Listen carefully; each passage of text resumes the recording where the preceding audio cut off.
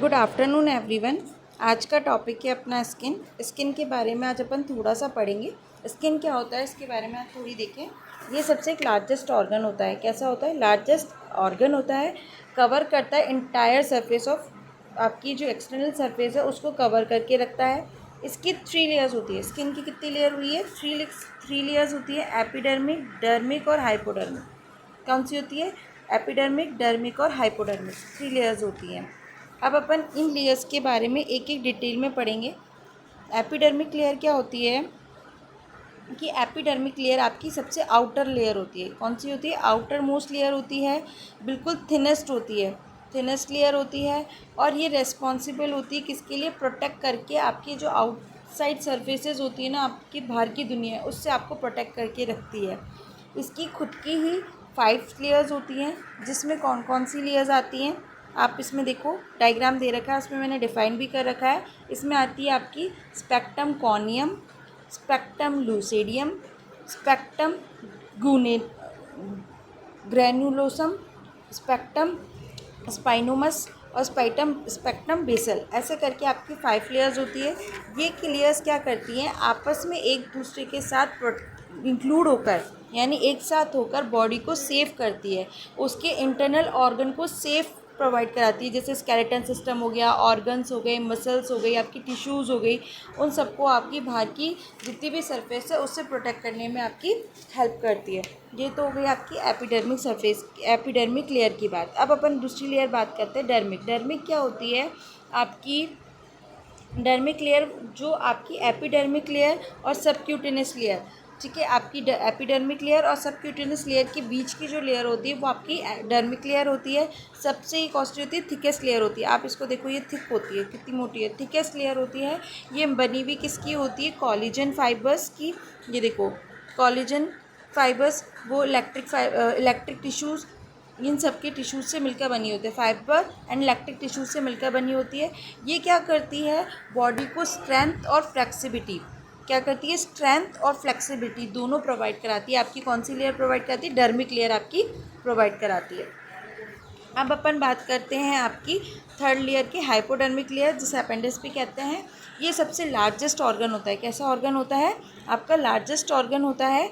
इसके क्या होता है? ये फॉर्म्स किससे बनी हुई होती है? बल्क ऑफ इंटीग्यूमेट्री सिस्टम, ठीक है। इंटीग्रेटरी का मतलब क्या होता है? अब बहुत सारे जो खूब सारे आवरणस होते हैं ना, उनसे मिलकर बनी होती है। ये क्या करती है? The site of numbers of biochemical process जो होते हैं कैरी करते हैं out of meds of functions को, यानी मेरिट्स, यानी कि खूब सारे छोटे छोटे पार्ट्स को इकट्ठा करके नंबर्स से कैरीज करके उनका प्रोसेस करती है, ठीक है। ये विटामिन डी का भी सिंथेसिस करती है। ये पार्टिसिपेट करती है किसमें? थर्मो रेगुलेशन में। किसमें पार्टिसिपेट करती है? थर्मो रेगुलेशन, ठीक है। ये प्रोटेक्ट करती है इंटरनल एनवायरनमेंटल को, प्रोटेक्ट करके रखती है बायोलॉजिकली एंड केमिकल डैमेज से। ये क्या करती है? आपको प्रोटेक्ट फील कराती है इंटरनल, कि इंटरनल जो भी एनवायरमेंटल चेंजेस हो रहे हैं, जैसे बायोलॉजिकल हो गया, केमिकल कोई भी डैमेज हो रहा है, उससे आपको इसको प्रोटेक्ट करके रखती है। कंटेन करती है सर्वाइवल ग्लैंड्स को, जैसे हेयर्स हो गए, नेल्स हो गई, नर्व्स हो गई, एंडिंग होती है, जो कि अलाउ करती है फंक्शन करने के लिए, ऑप्टिमली, कुछ बेहतर फंक्शन करने के लिए आपको प्रोवाइड करती है, ठीक है। अब इसके बात करते हैं इसके फंक्शन क्या क्या हैं। ये तो हो गई अपनी 3 लेयर्स के बारे में अपन ने पढ़ा। एक तो होता है एपिडर्मिक, डर्मिक और आपकी हाइपोडर्मिक, जिसे अपेंडिक्स भी कहते हैं। इसमें आपकी डर्मिक लेयर के बारे में आपने पढ़ लिया। सबसे थिनलेस्ट तो सबकी सबसे आपकी थिन होती है, आउटर लेयर होती है, और ये आपकी बाहर की दुनिया से प्रोटेक्ट करने में आपको हेल्प करती है। इसकी खुद की 5 लेयर्स होती हैं, ठीक है। दूसरी बात अपन ने डर्मिक लेयर के बारे में पढ़ा। डर्मिक लेयर क्या होती है? आपकी एपिडर्मिक और सबक्यूटेनियस लेयर के बीच की जो लेयर होती है उसे डर्मिक लेयर कहते हैं। सबसे थिकेस्ट लेयर्स होती है, और ये किससे बनी हुई होती है? फाइबर्स और इलेक्ट्रिक टिश्यूज से बनी हुई होती है। स्ट्रेंथ और फ्लेक्सिबिलिटी प्रोवाइड कराती है स्किन को, ठीक है। फिर अपन ने बात करी थी हाइपोडर्मिक लेयर। हाइपोडर्मिक लेयर कौन सी होती है? लार्जेस्ट ऑर्गन होता है।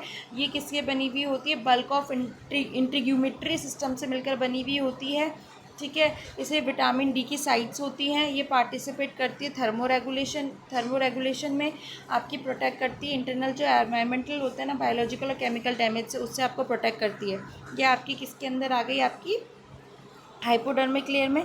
अब इसके फंक्शंस की बात करें तो इसके फंक्शंस क्या क्या हैं, ये प्रोवाइड करा, ये क्या करती है, आपको प्रोटेक्टिव करती है वेरियस अगेंस्ट जो केमिकल रिएक्शंस होते हैं, थर्मल होता है, फिजिकल इंजरीज होती हैं, हज़ार्ड्स कोई सब्सटेंस हो जाते हैं, उनसे आपको बॉडी को प्रोटेक्ट करती है, प्रिवेंट्स करती है, लॉस ऑफ मॉइस्चराइजर जो लॉस होता है उसको प्रिवेंट करती है, रिड्यूस करती है हार्मफुल इफेक्ट जो यूवी प्रोटेक्शन, यूवी रेज की वजह से जो भी आपकी बॉडी पे इफेक्ट होते हैं उसके हार्मफुल इफेक्ट जो होंगे उसको रिड्यूस करती है, एक्ट करती है एज ए सेंसरी ऑर्गन की तरह एक्ट करती है, हेल्प करती है आपकी बॉडी को टेम्परेचर को रेगुलेट करने में, इम्यून ऑर्गन को डिटेक्ट इन्फेक्शन को करने में भी आपकी हेल्प करती है, और प्रोडक्शन करती है विटामिन डी का।